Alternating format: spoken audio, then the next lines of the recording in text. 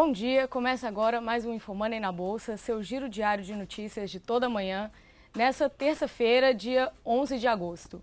Bom, depois do pregão de repique que a gente viu na segunda-feira, com os papéis da Vale e Petrobras subindo bem forte, hoje o dia parece que vai ser de queda no mercado interno, acompanhando as bolsas internacionais.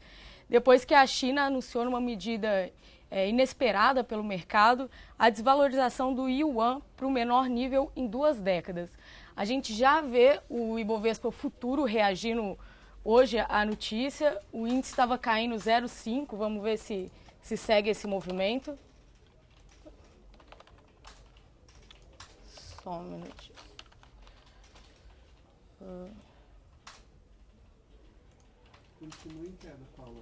0,65. Taxas DI estão em queda pelo segundo dia. Ontem arrefeceram, hoje seguem o movimento e o dólar tem alta hoje.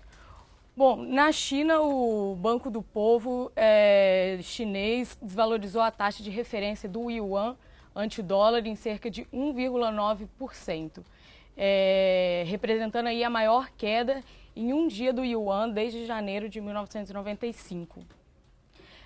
A decisão veio aí para tentar tornar as exportações do país mais competitivas e afetaram, consequentemente, as bolsas europeias e asiáticas, embora a bolsa da China tenha fechado aí próxima à estabilidade.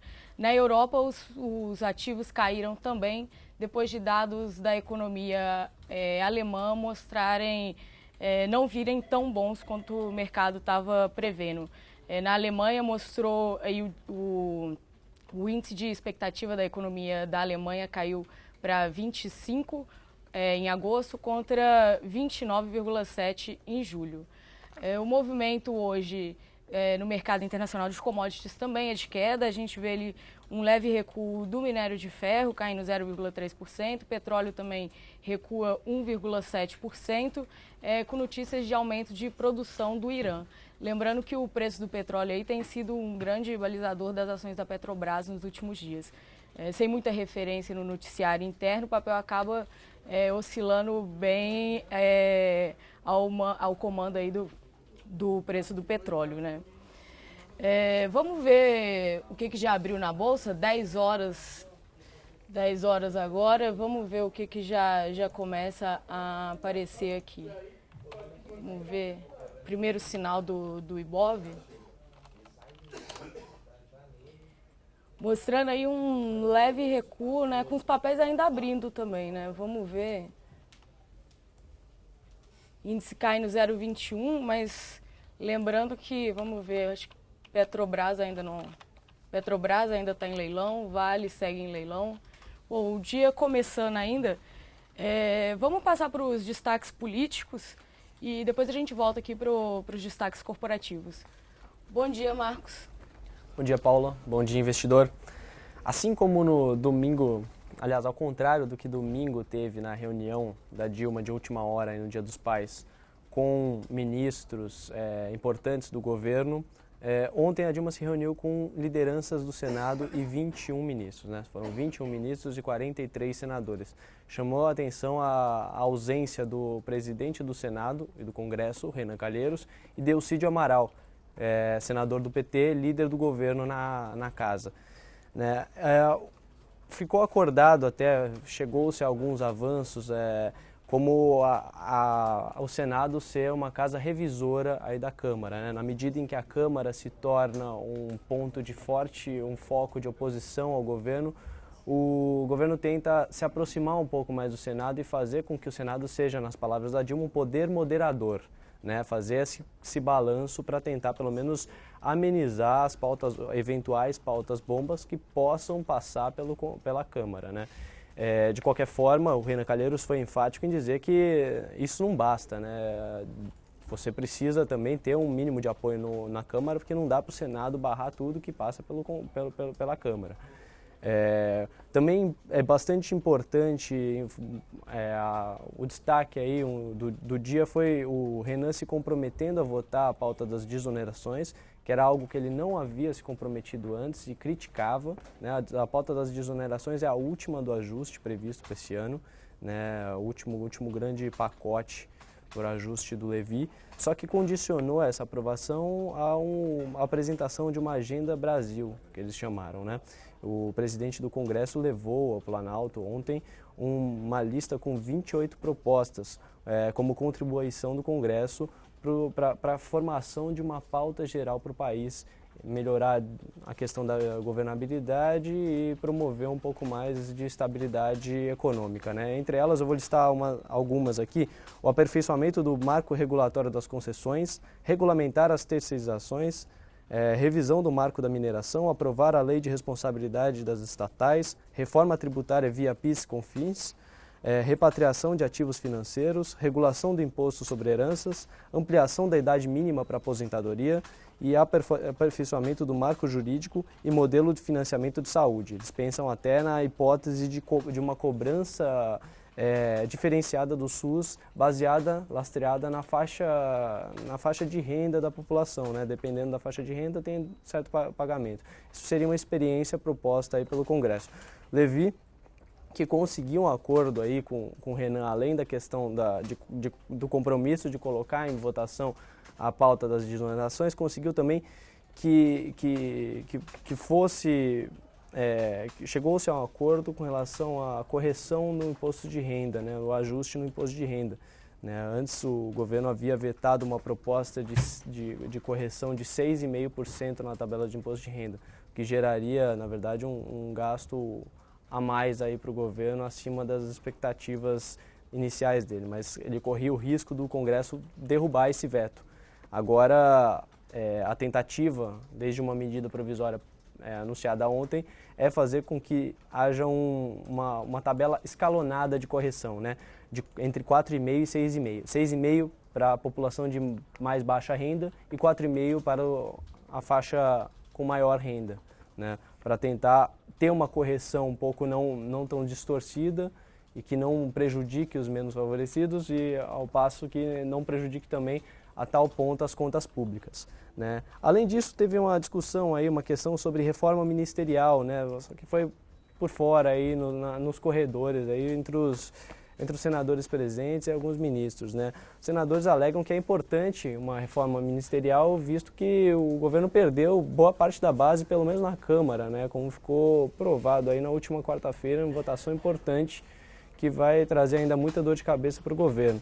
Então é importante até uma reforma ministerial porque se coloca representantes que conseguem angariar votos no Congresso para o governo. Então essa discussão foi também importante lá. Tem também a questão do valor econômico, dando que o Lula recebeu o convite dos ministros Aloysio Mercadante, Jacques Wagner e Edinho Silva para compor o Ministério de Dilma, mas ele recusou a proposta. São informações do jornal Valor Econômico. Além disso, na quinta-feira de manhã, o TSE vai votar a impugnação do mandato de Dilma. É um dos 3 pedidos feitos pelo PSDB, né? Você tem vários pedidos aí de ações que podem culminar no impeachment de Dilma. Esse é um pedido que já havia sido feito e recusado pela relatora Tereza de Assis, mas depois o PSDB entrou com recurso e entrou em plenário a discussão. Vamos ver no que vai dar na quinta-feira, Paula. É isso por enquanto. Pauta bastante agitada até numa segunda-feira, numa terça-feira, no caso agora. Bom, obrigada, Marcos. O pregão já iniciou, bastante movimentado. Eu estava dando uma olhada, uma série de empresas divulgaram resultado entre ontem à noite e essa manhã. Essa manhã foi BB Seguridade e Itaúsa. Bom, mas de destaque aqui, que eu já dei uma olhada, Time for Fun estava subindo bastante, mais de 5%. E o papel tinha entrado em leilão, mas já saiu agora, variação de 0,5%. Deixa eu colocar aqui no gráfico de Time for Fun. 0,5%.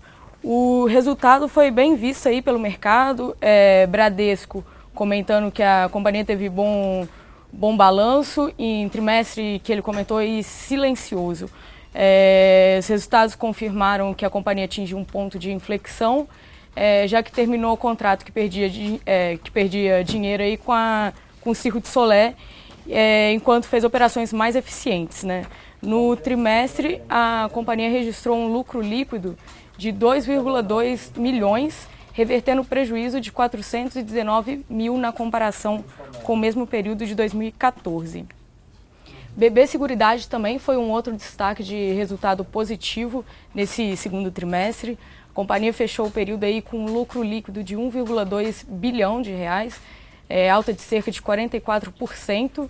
O BTG comentou o resultado positivo e que o balanço poderia ajudar aí na performance do papel, já que vinha sendo pressionado recentemente. O que eu tinha visto aqui era que o papel não estava reagindo positivamente na Bolsa hoje. Realmente está mostrando uma queda de 0,2%, apesar de uma leitura, no primeiro momento, positiva. Se a gente der uma olhada aqui no gráfico dos últimos meses, desde maio, o papel da BB Seguridade cai na Bolsa cerca de 16%. Pode ser depois do almoço. Entre os destaques corporativos também, tivemos balanço da Direcional. O resultado não teve uma leitura tão positiva. Itaú BBA destacou reação negativa, resultados fracos. A construtora viu o lucro cair 40% para 27,7 milhões no segundo trimestre. A estimativa da Bloomberg apontava aí um lucro líquido de 33,9 milhões no período. Bom, vamos ver como que está reagindo o papel da Direcional hoje. Direcional ainda em leilão, o papel segue aí a leitura que os analistas fizeram do balanço, né? Resultado ruim, o papel vem aí de uma forte queda na Bolsa. Se a gente pegar aqui do topo desse ano em abril, o papel já caiu mais de 45%, 47%, né? E confirmando aí o dia negativo na Bolsa, papéis de Petrobras abriram também em queda, caindo menos de 1%, caindo mais de 1%, desculpa, Vale caindo 2,2%, depois de um forte dia de alta ontem. Entre as recomendações também, entre os destaques, desculpa, eu destaco aí a recomendação do Votorantim. Cortou os papéis da Senior Solution e Bematec para equivalente à manutenção. Já a TOTVS foi elevada pelo banco para equivalente à compra.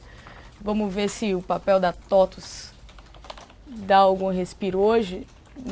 Não, o papel não está acompanhando a recomendação do Votorantim, tem uma queda aí de 0,2%.